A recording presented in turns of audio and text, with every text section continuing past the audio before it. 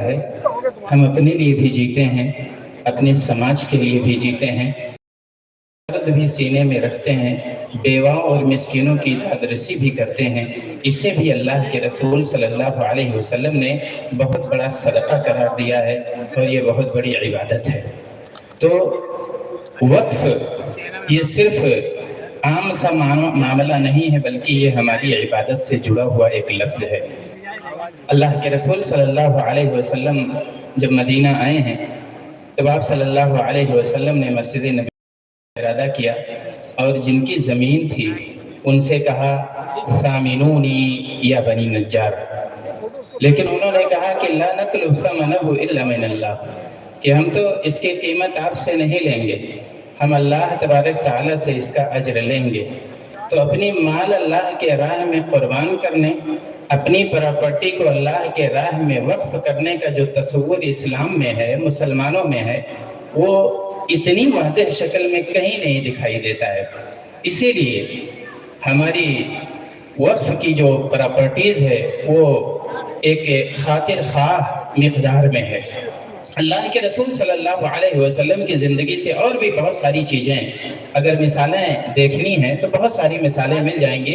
حضرت عثمان غنی رضی اللہ عنہ نے جب نبی پاک صلی اللہ علیہ وسلم کی زبان مبارک سے یہ سنا کہ انہوں نے فرمایا کہ من حفظ بئر روما فلہ الجنہ، تو انہوں نے اسے خرید کے اللہ کی راہ میں وقف کر دیا۔ حضرت عمر رضی اللہ عنہ کو خیبر کی زمین، بہت پیاری زمین، بہت پسندیدہ زمین انہیں حصے میں ملی۔ اللہ کے رسول صلی اللہ علیہ وسلم سے کہا بماذا تأمرنی یا رسول اللہ، اللہ کے رسول صلی اللہ علیہ وسلم بہت پسندیدہ مال میری ملکیت میں آیا ہوا ہے، آپ کیا حکم دیتے ہیں؟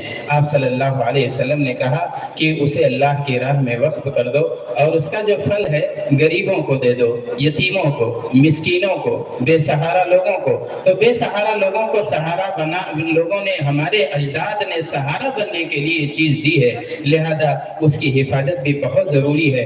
جو قانون آیا ہے اس میں بہت ساری شکوں پہ بے چینیاں ہیں، پریشانیاں ہیں۔ ہم نہایت ادب کے ساتھ حکومت سے گزارش کرتے ہیں کہ ہماری بے چینیاں محسوس کی جائیں، ہماری پریشانیاں محسوس کی جائیں اور ہمارے اجداد کی وراثت کو محفوظ کیا جائے۔ انہیں قانونی بیجا قانونی جیڑیوں میں جکڑا نہ جائے۔ ہمیں انسانی فلاح و بہبود کا کام آزاد ملک میں آزادی کے ساتھ کرنے دیا جائے، اتنی سی گزارش ہے۔ اللہ تبارک تعالی ہمارا حامی و ناصر ہو۔ والسلام علیکم ورحمۃ اللہ وبرکاتہ۔ جزاکم اللہ خیرہ، بہت شکریہ جناب مولانا مصطفیٰ بشیر ندوی صاحب۔ شہر مالیگاؤں کے مختلف مکاتب فکر اور اداروں کے نمائندہ حضرات کے اظہار خیال کا سلسلہ جاری و ساری ہے۔ اس کو آگے بڑھاتے ہوئے اب میں گزارش کرتا ہوں جناب حافظ غفران صاحب اشرفی، جنرل سیکریٹری سنی جمعیت العوام سے، کہ وہ اپنے خیالات کا اظہار 3 منٹ میں فرمائیں۔ السلام علیکم ورحمۃ اللہ وبرکاتہ۔ یہ شہر جو کبھی فردا ہے کبھی ہے امروز، نہیں معلوم کہ ہوتی ہے کہاں سے پیدا، وہ شہر جس سے لرزتا ہے شبستان کا وجود، ہوتی ہے بندے مومن کی اذان سے پیدا۔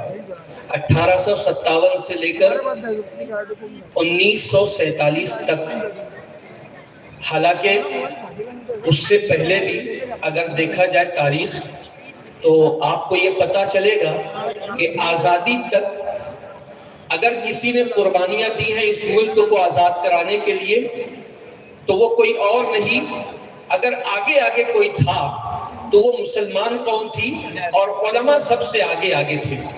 دوسری قومیں بھی تھیں لیکن چونکہ بات آج ہمارے اوقاف پر ہے اس لیے بات صرف ہماری، تو دوسری قوموں نے بھی قربانیاں دی ہیں، لیکن سب سے زیادہ اگر کسی نے قربانی دی ہے، دوسری قوموں کا جتنا پسینہ نہیں بہا ہے اس سے زیادہ مسلمانوں نے اپنا خون بہایا ہے۔ انگریز لیڈی رائٹر کے مطابق مسلمانوں کو کیسی سزائیں دی گئی ہیں، اگر آپ سنیں گے تو یقیناً آپ کا دل کانپ جائے گا۔ وہ لیڈی رائٹر لکھتی ہے کہ کسی مسلمان کو پکڑ کر لایا جاتا اور توپ کے دہانے سے باندھ دیا جاتا اور اس کے بعد توپ داغ دی جاتی تھی۔ اب آپ اندازہ لگا سکتے ہیں کہ جب توپ داغی جاتی ہوگی تو اس وقت میں اس توپ کے دہانے سے